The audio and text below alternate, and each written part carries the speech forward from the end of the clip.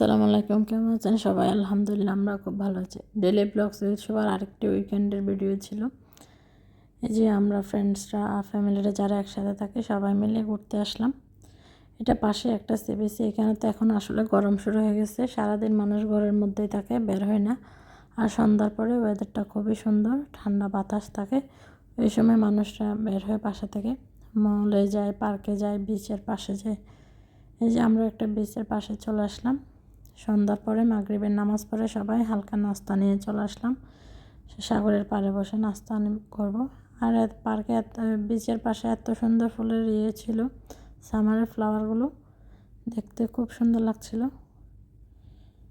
এই যে অনেক মানুষ এখানে ছুটির দিনগুলোতে বিশেষ করে বেশি থাকে। বাচ্চাদের নিয়ে সবাই পার্কে বা বিচের পাশে চলে আসে। বাচ্চারা তো আসলে সারাদিন ঘরে থাকে, যাতে উইকেন্ডেতে তারা একটু এনজয় করতে পারে। এই তো তাদের নিয়ে আসে। আসো আসো আসো। কিন্তু আমরা হেঁটে হেঁটে যাচ্ছিলাম বিচের একদম পাশে, যাতে বসে একটু সুন্দর সবাই মিলে নাস্তা করতে পারি।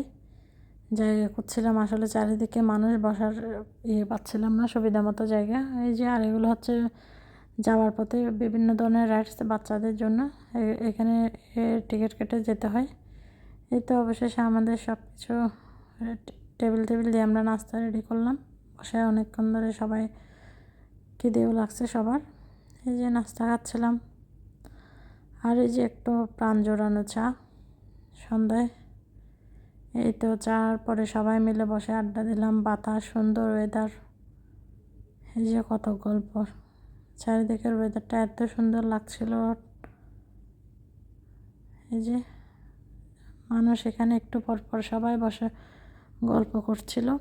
এই তো অনেকক্ষণ গল্প পরে আমাদের শেষ। এই যে আমরা এখানে আমাদের কক্সবাজারের ভাইয়ের সাথে দেখা হয়ে গেল। ওনারা ফ্রেন্ডস, আর ওরাও আমাদের মতো অনেকগুলো ফ্যামিলি নিয়ে আসছে। ওরা রেস্টুরেন্টে খাচ্ছে, আমাদেরকে ইনভাইট করছে সি ফুড খাওয়ার জন্য। এই যে উনি এই যে ওয়েট করতেছে আমাদের জন্য, ডাকতেছে আমাদেরকে। আসলে মাছ তেমন একটা পছন্দ করি না, সি ফুড বিশেষ করে। আসসালামু আলাইকুম, কি খবর, কেমন আছেন? এই তো আছে আলহামদুলিল্লাহ। ভালো আছেন? হ্যাঁ ভালো। বেবি বড় হয়ে গেছে না? ওই যে দেখেন বেবি, আপনার মেয়ে কই? আমি চিনতে পারি না যে ভাই ও না, দেখো তো। আরেকটা ভাবি আছে। আচ্ছা আচ্ছা, আপনাদের কুতুব দিয়ার। ও আচ্ছা, ভালো আছেন? খান, সমস্যা নেই। আমার নানুর বাড়ি। ওনারা আমাদের জন্য খাবার টেবিলে বুক করে রেডি করে দিচ্ছে অলরেডি, সার্ভ হচ্ছে। এই যে আমরা আসতে অলরেডি লেট হয়ে গেছে। এই যে সব সি ফুড ছিল, এগুলো ফ্রাই আর গ্রিল করা। দেখতে যেমন অনেক লোভনীয়, খেতেও অনেক মজা, খুবই মজা ছিল খাবারগুলো। রুটি দিয়ে খেতেও খুব মজা লাগছিল। আমরা বাচ্চারা সবাই মিলে আমরা এনজয় করছিলাম ডিনারটা।